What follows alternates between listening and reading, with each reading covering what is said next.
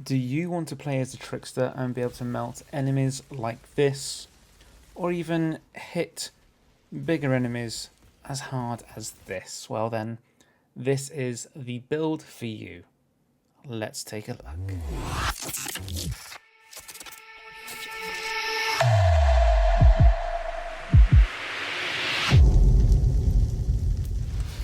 Now, Trickster seems to come out worse off out of all of the classes with the World Slayer DLC, but that does not mean that you cannot still have a lot of fun with the Trickster and still deal a shit ton of damage. So how do we do this? Well, let's take a look through the armor sets, the weapons, the skills, the class tree and the packs tree, and all will be answered in there.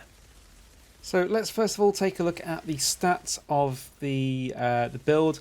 This is at an average gear level of 61, so this is before getting any of the boosts that we'll talk about shortly as well. But we have a weapon damage bonus of 134% from our 572,000 firepower. Majority of that is going to be close range, as you can see, we've got 0% long range, 65.2 close range, and a 60% critical hit damage bonus as well, with a 5% critical chance hit. Then we have the anomaly power at 593,000, which gives us a skill damage bonus of 1,391.9, status power of 32.6, global cooldown reduction of 71.4, and a resistance pierce of 20%. And then we have the armor of 157,000 with physical damage reduction of 49.4. No resistance on top of that at this time though. Health 72.3k, health regen 0, healing received bonus is a minus 36%, but weapon life leech is 17.5%, skill life leech 20.6%, and experience, which we don't really need to bother with, but 390k. Next up, let's take a look at the weapon that we'll be using. So this will be the Sunfall, and we'll talk about why we're using this at the moment and what we do plan to move on to using in the future. So the Sunfall has a weapon life leech, so that is actually helping keep us alive a little bit. So as you're doing that damage, you are getting 17.5% weapon life leech bonus from this weapon. And status power 32.6% and skills life leech 4%. So that again, whilst you're using your skills, it's going to be helping getting your health back as well. So we have Firestorm on it, which deals 2.2 roughly million damage within its radius over 8 seconds. So that's just, additional damage really, nothing amazingly special. Just that extra little bit of damage on the side. We then have Anomaly Enhancement, which allows us to receive a firepower boost equal to 40% of our anomaly power, which is where this build really starts to shine, and we'll go through that with the armor as well. As you can see, though, that the armor is aiming to be anomaly based. Then we have Mage's Rage, which gives us 10% anomaly power bonus for 15 seconds when we get a critical shot. That can stack up to 4 times, so that's going to be up to 40% extra anomaly bonus if we manage to get 4 quick successive hits. Now, with this gun, as it is 857 rounds per minute, which equates to just over 14 rounds per second, we are going to be dealing a lot of hopefully critical shots when we're doing that, so we should get those 4 shots nice and quickly. Clip size as it stands 50, but we do up that to around about, I think, 64 or so, or around about that, with the extra 25% ammo that we get from the Ascension Tree to try and get a roll with Mage's Rage and Anomaly Enhancement on it. And you never know, we could even throw in a Dark Sacrifice or a Fortress on there as well, just to deal that extra damage. With Fortress, again, you get the extra survivability as well. Now, as we move on to the armors, what you need to sort of take into account is that we do not necessarily have the best Apocalypse rolls for each of these pieces of armor, so they may change in the future, and if they do change dramatically, then by all means we'll do another video on this if this is a popular video and people do want to know the top tier build when it comes to it. But let's take a look at what we have in the helmet slot.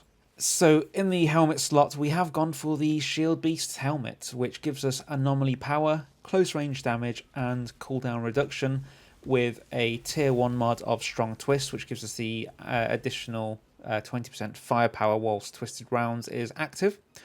We have then swapped the second slot in to have Anomaly Echo, which grants 121,000 firepower and 113,000 anomaly power on skill activation for 6 seconds. And then we have Danger Close, which grants a 6% anomaly power bonus for each enemy in close range, and this stacks up to 4 times, giving us a total of 24% anomaly power as long as there are 4 or more enemies around us. Now, as it stands, I don't know if I would change out this helmet for anything else, because I do believe that Danger Close is actually a very strong contender for being possibly one of the best mods, or maybe not the best, but definitely a mod that does help support this build quite a lot. So this might be a helmet that does stick with me for quite some time. So here you're going to see 2 different chest pieces. They are actually going to be what we are using, but a little bit mixed up. So the one on the left is what I'm currently using. The one on the right is what I will be using, but with the mod slot 1 swapped over. So the Shield Beast Vest, again, anomaly power, close range damage, cooldown reduction. We're going to be swapping mod slot 1 into having instant reload, Hunt the Prey teleports, instantly replenishes magazine in your current weapon. We're going to be keeping Skull Piercer, and the one on the right, as you can see, has radiation jump on there. We will, at the moment, be swapping over to that. We just didn't actually level it up. We got it on one of the final runs that we did last night as of recording this video. So we will be swapping that over and upgrading it to be the highest level I can be at the moment, which is 62. So that will be what we will be using. But as you can see from the mods on the left, we'll be using Instant Reload, Skull Piercer, and then on the right, for now, until we find something better, Radiation Jump. Onto the leggings, or panties as we sometimes call them. I say me, just because I find it funny. We're going to be using Shield Beast trousers. So now I know we are using a lot of Shield Beast here. But I mean, it all makes sense because it's got, again, anomaly power on there, close range damage, cooldown reduction. And as you can see down the bottom, we do have one more piece of Shield Beast to show you, which again is subject to change depending on what we get in terms of drops. So we are keeping an eye out for drops when we do our runs. So we've got on this Eager Edges, adds 2 more bounces during the ricochet path when you use your Venator's Knife.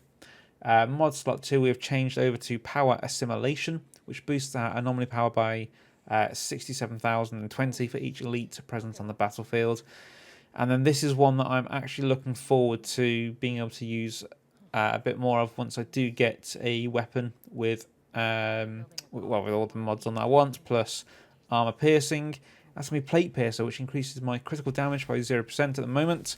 But the bonus will be equal to 50% of my armor piercing, so we'll hopefully get some nice armor piercing on that, and we may even be able to switch in a couple more mods as well to improve that. Fingers crossed. But say for now, we don't make use of that, but we will in the future be making use of that Plate Piercer.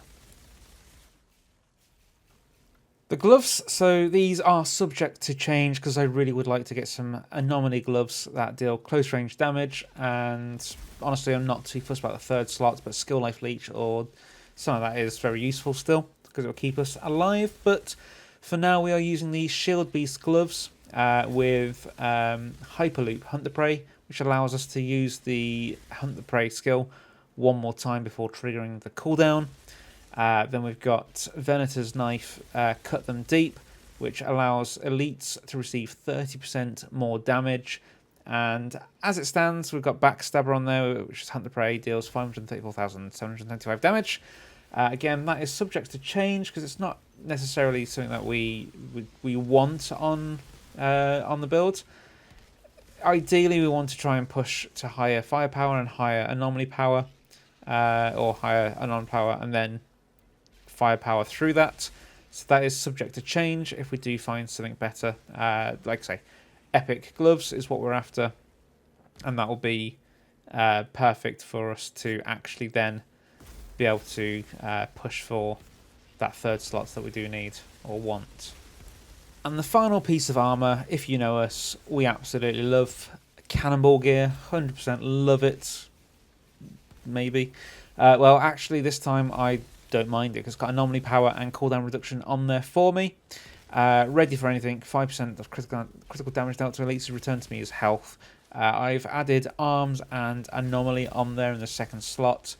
And this just had a beautiful third slot drop as well of Sharp Eye, which gives us 67,395 firepower for 5 seconds upon critical shots, which will be stacking 3 times, giving us over 180, over 210, around about 200,000 firepower on top of what we already have.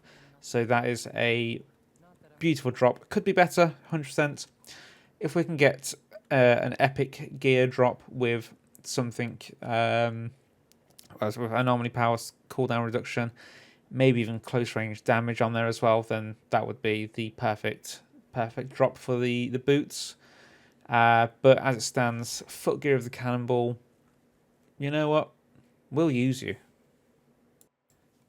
Now, with this armor, what it does for us as well, so we'll go back to the Shield Beast vest, just so we can have a look at the set bonus. So every percent of shield increases anomaly power by 1%, and our end goal is to try and get as high shield as possible at all times, not only for survivability, but to increase that anomaly power, thus increasing our firepower. So we have that on there we are 4 out of 3 at the moment. So that will be changing down to 3 out of 3 at some point. But that is where we're going to get a huge portion of our anomaly power from, and that is what is going to help us deal a lot of damage. Now, you've seen the mods, so you probably already know what the skills are, but let's just quickly go through them. So we're using Hunt the Prey, we're using Venator's Knife, and we're using Twisted Round. So let's just answer the questions. Why are we using those? So Hunt the Prey, we're using that as brilliant mobility, and also we do gain our ammo back from using the mods. We can use it twice as well, so we're never short of ammo as long as there is an enemy for us to teleport behind. Venator's Knife, dealing damage to 7 enemies, marking them. Once they're marked, they'll be slow for 10 seconds, and the first damage dealt by us will be doubled. So although that's not great with the gun that we're using, it's still an added bonus as well, as we do get an extra 30% damage as well to elites using one of our mods. And then Twisted Rounds, why wouldn't you use the rounds on again, technically a firepower based build, even though we are pushing for anomaly. We are dealing a lot of damage to enemies by using those Twisted Rounds. Now onto the fun bits. So you might find a better skill tree than I have created here, but we are focusing on anomaly power, a bit of life there. Again, anomaly power. Melee increases anomaly power by 30% by 5 seconds, increasing our assault weapon damage to get more damage from the SMG. Again, another anomaly power here, and then once again anomaly power, so that's a heavy focus on that. And then using deception skills, so Venator's Knife will give us an increase on our anomaly power there. We'll then also go for more anomaly power. Movement will increase the anomaly power by 50% as well. So we're going to be using the Hunt the Prey constantly there. More anomaly power, and then we're moving up towards the firepower sort of tree. So although we don't really use these, but the movement skill we do use. So 35% extra weapon damage for 8 seconds, increasing our close range damage, and then increasing our critical damage by 20% as well. Decreasing the cooldown of our movement skills by 15%, and then finally we have Disruptive Firepower, which activation deception skills increases weapon damage by 35% as well. So there we are getting, by using the deception and the movement skills, we are going to be getting 35% weapon damage on each activation of the deception skills and the movement skills, as well as 50% extra anomaly power on activation of those skills as well. And that's obviously ×2 because we're going to be using both of the skills as often as possible. Now the packs tree, you're going to want to run one of 2 ways. So if you want to go for your high damage, then you go for damaged, then you move on to using adaptation, which gives you an extra 50% alarm power and firepower for 5 seconds, depending on which one's higher. We do aim to get a higher anomaly power. Then we go into phasing, which grants 15% shield to ourselves and 10% to allies. And then you want to go harrowing, which increases resistance piercing by 10% for each enemy in close range, up to 10%. And then this is the kicker. You want to then make sure that you're using Spectral Spike, which gives you up to 750% extra damage once you've built that up by damaging the same enemy with consecutive triggers. So that'll be the giant spikes of damage that you do see us do on things like the Arbiter, which definitely is a bonus.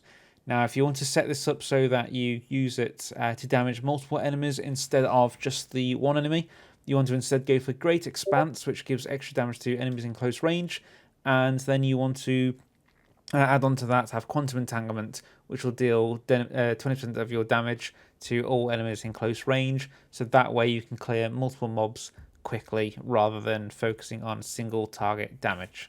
Now, finally, we're not going to talk too much about this, but the Ascension Tree, mostly what you want to go for is the close range damage. I've gone for the additional ammo in the magazine as well, and focus on anomaly damage and building up that anomaly power.